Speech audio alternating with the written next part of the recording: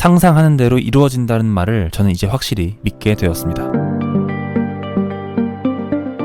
요즘에는 SNS에서 성공에 대한 콘텐츠가 넘쳐납니다. 누군가에게는 희소식이지만 누군가에게는 오히려 혼란을 초래할 수도 있어요. 그래서 오늘은 제가 10억 빚더미에서 연매출 6천억의 사업을 키우기까지 포기했던 습관 3가지와 6가지 성공 법칙을 간결하게 말씀드리려고 해요. 포기했던 습관 첫 번째, 음주를 하지 않는 것. 저는 생각했습니다. 만족할 수준의 부를 이루기 전까지는 평소에 즐기던 것을 끊겠다고 말이죠. 그리고 생각해봤어요. 도대체 부자들이 하지 않는 것은 무엇일까? 그 첫 번째는 음주였습니다. 사실 저는 사업을 시작할 때부터 술을 끊었어요. 제가 술을 마시지 않겠다고 결심한 이유는 술을 마시고 실수를 해서가 아니었습니다. 단지 술을 마시는데 빼앗기는 시간이 너무 아까웠기 때문이에요. 그때 저의 직업은 민박집 주인이자 가이드였어요. 게다가 동시에 캘리델리 사업도 준비 중이어서 몸이 2개라도 부족할 지경이었습니다. 그리고 따져봤어요. 한 번 술을 마시면 최소 2시간 이상이 소요됐습니다. 그리고 일주일에 3번이면 6시간이었어요. 이 시간이 저는 정말로 아까웠습니다. 그 뒤로 저는 술을 한 모금도 마시지 않았어요. 제가 잘 따르던 선배 언니는 저를 놀렸습니다. 켈리야, 보통 사업을 시작하면 거래처 사람들하고 술 마시고 친분을 쌓기 시작하는데 너는 반대로 술을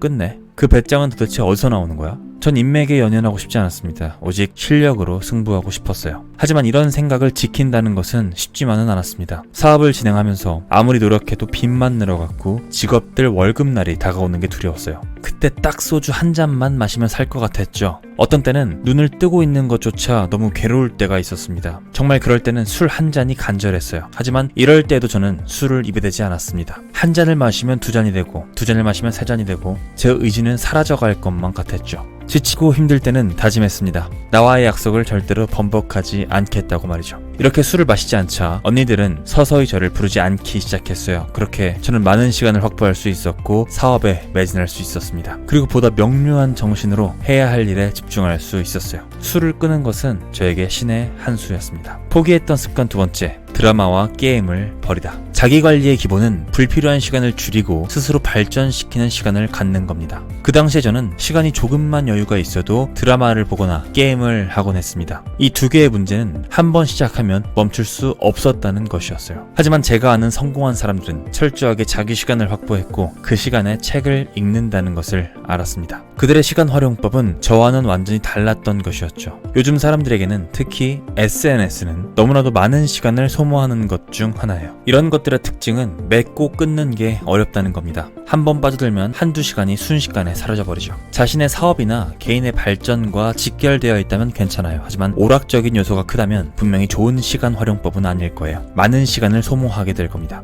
그렇기 때문에 시간 확보를 위해서라도 SNS 사용 시간을 줄이고 그 시간에 자기 개발을 하는 게 좋아요. 3번째, 시간을 빼앗는 모임. 한국이나 유럽이나 모임은 매한가지입니다. 모임의 핵심은 인맥 관리예요. 사람이 모이면 새로운 에너지가 창출되고 기회의 장이 열립니다. 하지만 어느 순간 저는 모임에 참석하는 게 성공을 방해하는 요인이라고 생각했어요. 일반적인 생각과는 반대로 생각했던 것이었죠. 사업가인 제가 모임을 포기했다고 말하면 어떤 사람들은 이렇게 물어봅니다. 그럼 인맥 관리는 어떻게 하세요? 그때마다 저는 이렇게 대답합니다. 전 인맥 관리를 하지 않아요. 인맥은 관리되는 게 아니기 때문입니다. 누군가 저에게 나는 켈리랑 친구가 될 거야. 반드시 그렇게 될 거야. 라고 얘기한다면 당연히 저는 그렇게 될 수 있을 겁니다. 저는 사람 만나는 걸 좋아하고 새로운 친구를 사귀는 걸 좋아하기 때문이죠. 하지만 누군가가 저를 인맥 관리 대상으로 생각한다면 저는 그 사람에게 관리되고 싶은 마음이 추호도 없어요. 저와 친구가 되고 싶어하는 사람, 반대로 인맥으로 이용하려는 사람, 이것을 저는 쉽게 구분할 수 있습니다. 이것은 직감적으로 느낄 수 있는 부분이에요. 누구나 느낄 수 있습니다. 그래서 저는 인맥을 관리하지 않아요. 저는 성공을 위해서 이렇게 3가지를 끊어냈습니다. 술, 드라마와 게임, 그리고 불필요한 모임.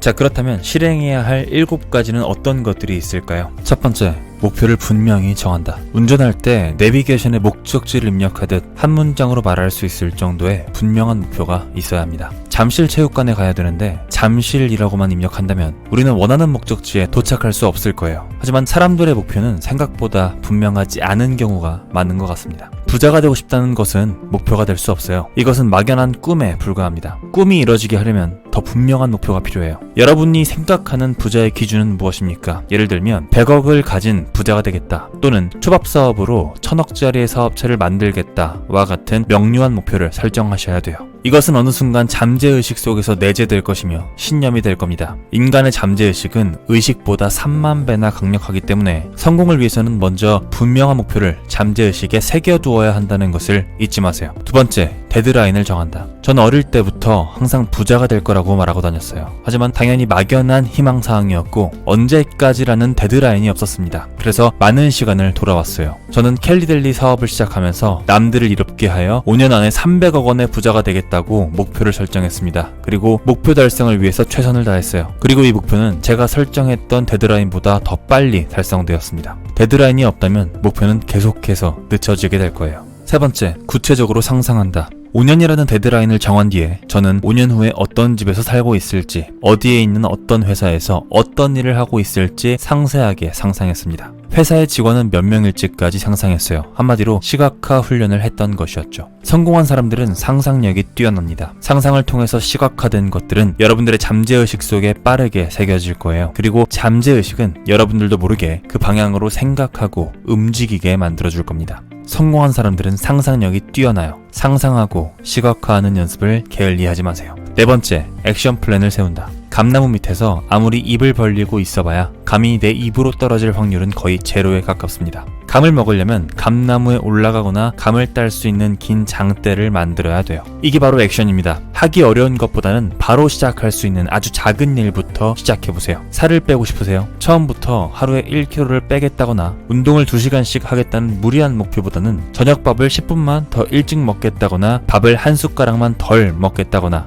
5분만 더 걷겠다라는 것들이 시작하기 쉬울 겁니다. 어렵지 않게 실천할 수 있는 목표를 정하시고 지켜나가시다 보면은 스스로 자신감이 붙게 되어 있어요. 지금 할 수 있는 가장 쉬운 일부터 바로 시작하시면 됩니다. 다섯 번째, 보이는 곳마다 한 문장으로 정리된 꿈을 적어둔다. 보이는 곳마다 꿈을 언제까지 이루겠다는 문장이 적혀 있으면 그것을 볼 때마다 자신의 꿈과 데드라인을 상기하게 될 거예요. 그리고 이 목표는 잠재의식 속에 강력하게 새겨질 겁니다. 그래서 저는 300억이라는 숫자를 컴퓨터 비밀번호로 정했어요. 그리고 화장실과 냉장고, 거울, 화장대 등등 집안 곳곳에 5년 안에 300억 원을 가진 부자가 되겠다고 써놨습니다. 잠재의식에 아주 깊게 새겨놓는 작업이었어요. 지난해에는 남편 생일까지 다이어트에 성공하겠다는 목표를 정했고 휴대폰 비밀번호를 550701로 바꿨습니다. 이것은 55kg를 남편의 생일인 7월 1일까지 달성하겠다고 결심했기 때문이었어요. 이 덕분에 저는 하루에도 수십 번씩 비밀번호를 누르면서 다이어트 중이라는 것을 상기할 수 있었습니다. 여섯 번째, 매일매일 꿈을 100번 이상 외친다. 이루고 싶은 꿈을 한 문장으로 만든 다음에 100번 외치려면 적어도 1분 정도가 소요됩니다. 저는 간절히 이루고 싶은 꿈이 있으면 종이에 100번 쓰기도 했어요. 제가 어린아이 장난과도 같은 이런 꿈 외치기를 멈추지 않는 이유, 그것은 바로 우선순위를 분명하게 하기 위해서였습니다. 그리고 잠재의식에 각인시키는 작업이기도 했어요. 제가 성공한 사람들의 삶을 통째로 삼키기 위해서 찾아낸 이 6가지 법칙은 단순하고 누구나 할 수 있는 것들입니다. 하지만 하는 사람 그리고 하지 않는 사람의 삶에는 큰 차이가 생길 겁니다. 누군가가 저에게 성공 비결을 묻는다면 이 6가지 법칙을 항상 말해줄 거예요. 딱 100일만 해보세요. 인생이 바뀔 수 있습니다. 오늘은 켈리 최 회장님의 웰싱킹이라는 책을 참고해서 콘텐츠를 제작해봤습니다. 그녀가 6천억 매출의 성공을 이루기까지 포기했던 것 3가지와 반드시 지켰던 것 6가지를 알아봤는데요. 포기했던 것 3가지는 음주, 유희, 파티였어요. 그리고 성공을 위해서 반드시 지켰던 것 6가지는 분명한 목표 설정하기, 데드라인 설정하기, 구체적으로 상상하기, 액션 플랜 작성하기, 꿈을 한 문장으로 정리해서 곳곳에 붙여놓기, 매일 꿈을 100번 외치기 였습니다. 개인적으로 좋았던 부분은 시각화랑 잠재의식에 대한 내용이었어요. 저는 2년 전부터 디지털 노마드를 항상 꿈꿨고 마음속에 선명하게 그려왔습니다. 그리고 현실화할 수 있도록 실행에 옮겼어요. 그랬더니 정말 신기하게도 2년 만에 정말로 그런 라이프 스타일이 만들어졌죠. 상상하는 대로 이루어진다는 말을 저는 이제 확실히 믿게 되었습니다. 최근 들어서 저는 이 잠재의식과 시각화의 중요성을 더 느끼게 되는 것 같아요.